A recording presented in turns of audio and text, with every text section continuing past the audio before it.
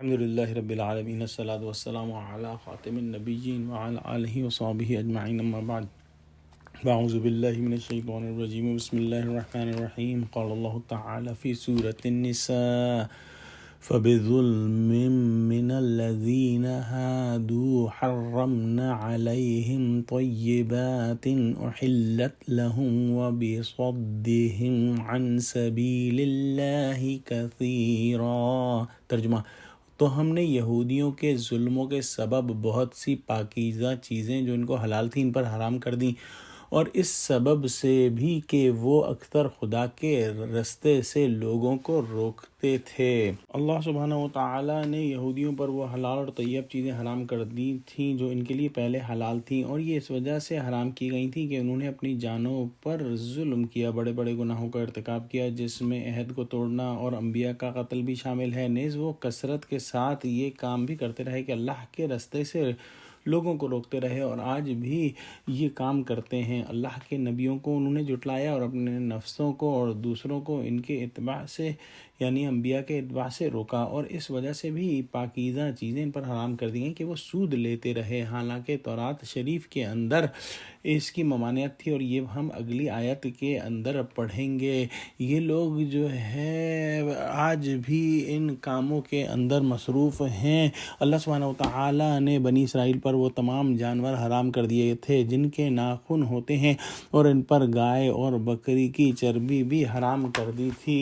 اس کے علاوہ حضرت یعقوب علیہ السلام نے اپنے اوپر جو ہے وہ اونٹ کا گوشت کھانا جو ہے وہ ممنوع کر دیا تھا، اور وہ اونٹ کا گوشت نہیں کھاتے تھے، جس کی وجہ سے بنی اسرائیل نے بھی اونٹ کے گوشت کو اپنے اوپر حرام کر لیا۔ تو اللہ سبحانہ و تعالیٰ نے تورات میں اس کی صراحت نہیں کی کہ یہ حرام نہیں ہے، بلکہ اللہ سبحانہ و تعالیٰ نے فرمایا کہ ٹھیک ہے، ان کی یہی سزا ہے کہ ان پر تنگی رہے۔ اس طرح سے اللہ سبحانہ و تعالیٰ نے ان کے کرتوتوں کی سزا کے طور پر حلال چیزیں بھی ان پر حرام کر دی تھیں۔ دنیا میں خدا کے بندوں کو گمراہ کرنے کے لیے جو تحریک بھی اٹھتی ہے، اکثر اس کے پیچھے یہودی دماغ اور یہودی سرمایہ ہی کام کرتا ہوا نظر آتا ہے، اور راہ حق کی طرف بلانے کے لیے جو تحریک بھی شروع ہوتی ہے، اکثر اس کے مقابلے میں یہودی ہی سب سے بڑھ کر مزاحمت کرتے ہیں۔ اگلی آیت میں اللہ سبحانہ وتعالی نے ارشاد فرمایا وَأَخْذِهِمُ الرِّبَا وَقَدْ نُهُوا عَنْهُ وَأَكْلِهِمْ أَمْوَالَ النَّاسِ بِالْبَاطِلِ وَأَعْتَدْنَا لِلْكَافِرِينَ مِنْهُمْ عَذَابًا أَلِيمًا۔ ترجمہ، اور اس سبب سے بھی کہ باوجود منع کیے جانے کے سود لیتے تھے، اور اس سبب سے بھی کہ لوگوں کا مال ناحق کھاتے تھے، اور ان میں سے جو کافر ہیں ان کے لیے ہم نے درد دینے والا عذاب تیار کر رکھا ہے۔ یہ بات بڑی اہم ہے سمجھنے کے لیے کہ یہود کہ یہاں شریعت موسوی میں واضح طور پر سود حرام ہے، اور اللہ سبحانہ و تعالیٰ نے ان کو سود لینے سے منع فرمایا تھا۔ اور آج بھی جو بائبل میں اگر ہم پڑھیں ایگزوڈس یا خروج باب 22 آیت نمبر 25 اور 27 میں فرمایا کہ اگر تو میرے لوگوں میں سے کسی محتاج کو جو تیرے پاس رہتا ہو قرض دے تو اس سے قرض خواہ کی طرح سلوک نہ کرنا، اور اس سے سود نہ لینا۔ اگر تو نے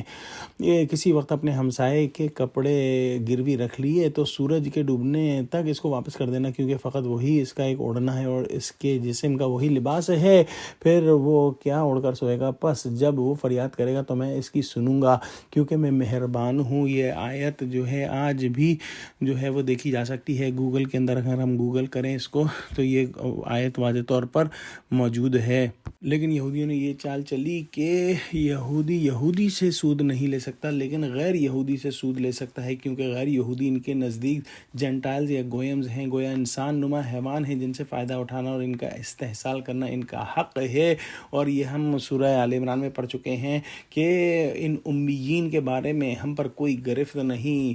اور یہ یہی کرتے ہیں کہ جیسا چاہتے ہیں غیر یہودیوں سے لوٹ مار کرتے ہیں، ان کو دھوکہ دیتے ہیں اور سمجھتے ہیں کہ ان پر کوئی